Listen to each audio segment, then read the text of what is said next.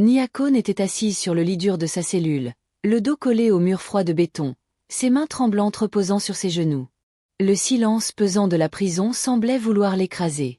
6 mois s'étaient écoulés depuis sa condamnation à la prison à vie pour le meurtre de son mari, Sékou Diallo, un homme riche et autoritaire dont la violence avait marqué chaque jour de son mariage.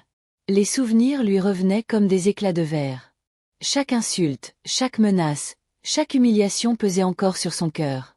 Elle se souvenait de ses larmes, de ses appels au secours restés sans réponse, et de cette peur qui la clouait au sol chaque fois que Sékou entrait dans une pièce.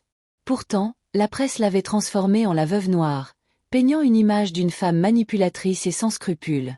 À côté d'elle, sa jeune avocate, Essatou, feuilletait calmement les dossiers. « Nia, dit-elle doucement, en posant une main sur le carnet ouvert, la vérité est ton seul espoir. Si tu restes honnête, nous pourrons peut-être changer les choses. » Nia hocha la tête, mais sa gorge était sèche, son cœur lourd. La vérité lui semblait un luxe qu'elle n'avait plus le droit de posséder. Le tribunal l'avait vue trembler, impuissante. Les preuves contre elle, l'autopsie de Sékou, le flacon d'herbe trouvé dans la cuisine, les témoignages du toxicologue avaient suffi à la condamner. Elle avait voulu la paix, rien d'autre, mais tout avait basculé. La sentence tombait encore dans son esprit, coupable de meurtre au premier degré. Les mots résonnaient comme un glas, et elle avait senti son monde s'effondrer. Pourtant, même dans ce désespoir, une étincelle fragile demeurait. Nia repensait à ce que sa mère avait dit au téléphone avant qu'elle ne raccroche. « Tu aurais dû endurer, comme moi avec ton père. » Une douleur sourde l'envahit. Endurer. Elle avait cru qu'elle ne pouvait plus le faire. Elle était seule, et la solitude pesait plus lourd que les barreaux de sa cellule. Mais au milieu de ce vide, une pensée persistait. Elle ne voulait pas disparaître sans se battre. Même si le monde l'avait déjà jugée, même si la prison semblait être son tombeau, Nia savait qu'une partie d'elle refusait de mourir intérieurement. Assise là, dans la lumière pâle qui filtrait à travers la petite fenêtre, elle inspira profondément. Chaque respiration était une promesse silencieuse. Elle trouverait un moyen de se battre, de révéler la vérité, et peut-être, un jour, de retrouver sa liberté. Quelques semaines s'étaient écoulées depuis l'arrivée de Nia à la prison, et le quotidien gris et monotone commençait à la consumer. Les journées se succédaient entre repas fades et claquements de portes métalliques. Elle n'avait reçu aucune visite, aucun signe extérieur d'espoir, jusqu'à ce matin-là. Un gardien frappa à sa porte et annonça « Vous avez une visite, un avocat. » Nia fronça les sourcils, étonnée. Depuis sa condamnation, personne ne s'était soucié de son sort. Elle se demanda si c'était un piège, un journaliste cherchant à capter ses larmes pour une nouvelle histoire sensationnelle. Lorsqu'elle entra dans la salle de visite, elle vit une jeune femme au visage déterminé, aux yeux brillants de curiosité et de compassion. Elle tendit la main avec un sourire discret. « Bonjour, je m'appelle Lalissar. Je fais partie du projet Innocence. Nous réexaminons ton dossier. » Nia resta figée, le cœur battant à tout rompre. « Pourquoi ? Mon procès est terminé. Je suis condamnée à vie, » murmura-t-elle. Eulalie s'assit, posant calmement son carnet sur la table métallique. « Parce que nous pensons que la vérité n'a pas été entendue. Nous avons trouvé des incohérences dans les preuves. Nous croyons que tu pourrais avoir été manipulé. » Le souffle de Nia se coupa. Manipulé ? Depuis 6 mois, elle croyait être seule responsable de la mort de Sékou. Et maintenant, quelqu'un venait lui dire que tout n'était pas ce qu'il semblait ? Son esprit s'emballa. Chaque détail de ce mariage toxique, chaque moment où elle avait été réduite au silence, chaque menace de Sékou, tout semblait prendre un sens nouveau. Eulalie poursuivit. « Nous voulons comprendre exactement comment tu es entrée en possession de ce mélange d'herbes. Nous devons connaître chaque détail, chaque personne impliquée. » Nia ferma les yeux, repensant à Mariama, la servante qui l'avait aidée dans le passé. Tremblante, elle commença à raconter comment, dans son désespoir, elle avait demandé de l'aide et avait reçu les herbes, croyant naïvement qu'elles n'étaient qu'un remède pour calmer Sékou. Le récit laissa Eulalie songeuse. « Il y a plus derrière cette histoire, murmura-t-elle. Nous devons enquêter sur Mariama. Si elle a menti ou caché quelque chose, cela pourrait changer ton avenir. » Pour la première fois depuis des mois, Nia sentit une lueur d'espoir. Une étincelle fragile, mais réelle. Peut-être qu'elle n'était pas encore condamnée à rester derrière ces murs. Peut-être que la vérité pourrait enfin éclater. Et alors qu'elle quittait la salle de visite, ses pas résonnant dans le couloir de béton, Elle se fit une promesse silencieuse. Elle se battrait pour sa liberté, quel qu'en soit le prix. Les jours suivants, Eulalie et son équipe plongèrent dans le passé de Mariama, la servante qui avait remis le mélange d'herbe à Nia. Chaque indice semblait fragile, chaque témoignage difficile à obtenir. Mais petit à petit, une image inquiétante commença à se dessiner. Mariama n'était pas la simple domestique que tout le monde croyait. Elle avait grandi dans un village pauvre, marqué par des humiliations et des injustices qu'elle n'avait jamais oubliées. Quand elle avait rejoint le domaine de Sékou, elle avait trouvé un monde de luxe, mais aussi un environnement où le pouvoir et la cruauté régnaient. Elle avait vu Sékou abuser de nombreuses personnes autour d'elle, et sa colère silencieuse avait grandi avec le temps. Nia, en prison, se souvenait de Mariama comme d'une amie fidèle, prête à aider dans le secret. Mais les révélations d'Eulalie lui firent froid dans le dos. Mariama avait un passé mystérieux, avec des périodes où elle disparaissait sans explication, des endroits où personne ne semblait la connaître. Et chaque disparition coïncidait avec des incidents étranges autour de la maison. Incidents qui avaient échappé à tout le monde. Lors de la prochaine visite, Eulalie expliqua. « Nia, nous pensons que Mariama n'a pas agi seulement pour t'aider. Il y a quelque chose de plus profond, quelque chose de personnel contre Sékou. Si nous pouvons la retrouver et qu'elle parle, nous pourrions prouver que tu n'étais qu'une pièce involontaire dans un plan plus vaste. » Les souvenirs de Nia défilèrent. Les moments où Mariama était présente, toujours discrète mais étrangement insistante sur certains détails. Les conseils qu'elle donnait toujours dans le secret, jamais en public. Tout semblait prendre un sens nouveau. Nia comprit avec horreur qu'elle avait été manipulée, utilisée par quelqu'un en quête de vengeance. Eulalie poursuivit ses recherches et retrouva finalement Mariama dans un quartier reculé de la ville.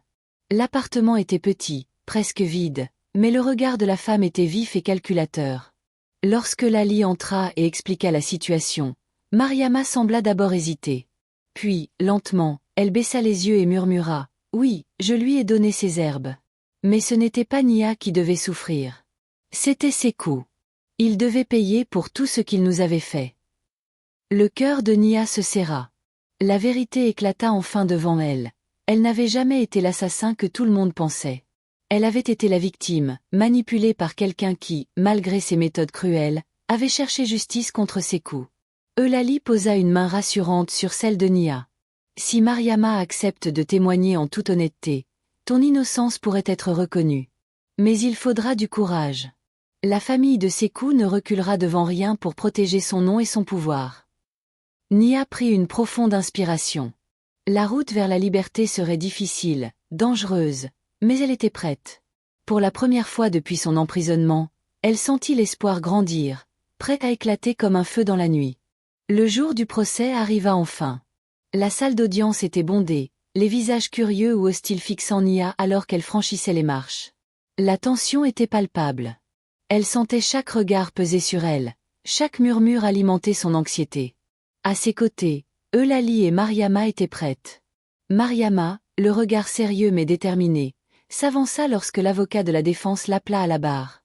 Chaque pas résonnait comme un tambour dans le silence de la salle. Lorsqu'elle commença à parler, la voix de Mariama trembla d'abord légèrement.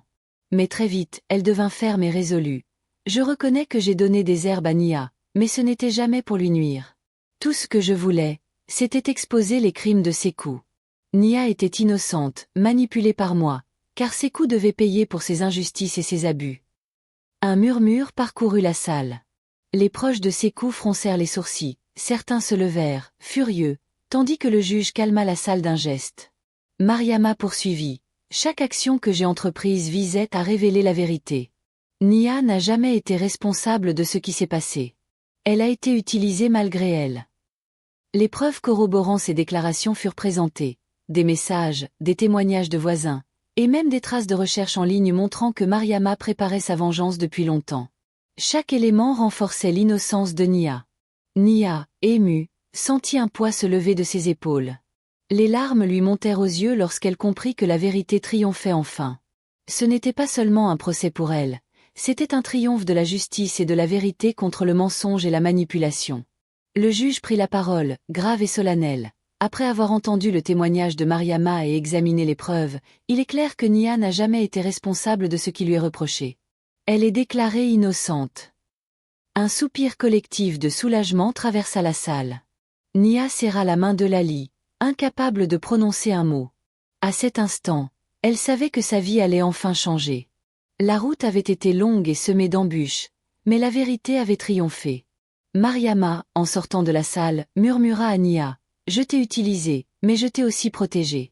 Promets-moi que tu feras quelque chose de bien avec ta liberté. » Nia hocha la tête, le cœur rempli de gratitude et de détermination. Elle n'était plus une victime. Elle était libre, et prête à écrire le prochain chapitre de sa vie. La lumière du matin filtrait à travers les persiennes lorsque Nia franchit pour la première fois les portes de la prison, libre. L'air était doux, chargé de promesses et de renouveau. Chaque pas semblait dissiper les mois de peur et de solitude. Elle inspira profondément, savourant l'instant. La liberté avait enfin un goût. À ses côtés, Eulalie lui souriait, les yeux brillants de fierté. Les cicatrices de l'angoisse et de l'injustice n'étaient pas encore effacées, mais Nia sentait que le pire était derrière elle. Elle se tourna vers Mariama, qui l'observait avec une expression mêlant culpabilité et espoir. « Je ferai de ma vie quelque chose de bon, » murmura Nia. Mariama hocha la tête, soulagée et émue. Les jours suivants, Nia reprit peu à peu le contrôle de sa vie. Elle renoua avec ses passions, reprit contact avec les amis qui l'avaient soutenue, et s'engagea auprès d'associations venant en aide aux victimes d'injustice. Chaque action, chaque sourire qu'elle rendait à quelqu'un était une victoire sur le passé. Elle se souvenait encore des murs froids de sa cellule, des larmes silencieuses versées sur son matelas. Ces souvenirs étaient douloureux, mais ils étaient aussi un rappel puissant de sa résilience. Nia avait survécu, et maintenant elle pouvait transformer cette épreuve en force. Un soir, assise sur le balcon de son nouvel appartement, elle observa la ville illuminée. Les néons, les bruits de la vie qui continuaient, tout lui semblait vibrant, comme une promesse qu'elle n'avait jamais osé espérer. Elle savait que la route serait longue, que les cicatrices émotionnelles ne disparaîtraient jamais complètement, mais elle était prête à avancer. Nia leva les yeux vers le ciel étoilé et murmura, « Je suis libre. Et cette liberté, je vais la vivre pleinement. » Elle savait qu'elle ne pourrait jamais effacer le passé, mais elle pouvait écrire son futur. Et ce futur serait le sien, rien que le sien. La justice avait parlé, la vérité avait triomphé, et Nia avait retrouvé non seulement sa liberté, mais aussi sa dignité. Une vie nouvelle l'attendait, pleine de possibilités, et pour la première fois depuis longtemps, elle était prête à sourire au monde. Merci d'avoir regardé cette histoire. Abonnez-vous pour plus de vidéos captivantes et laissez-moi savoir dans les commentaires depuis quel pays vous me suivez. Votre soutien compte énormément.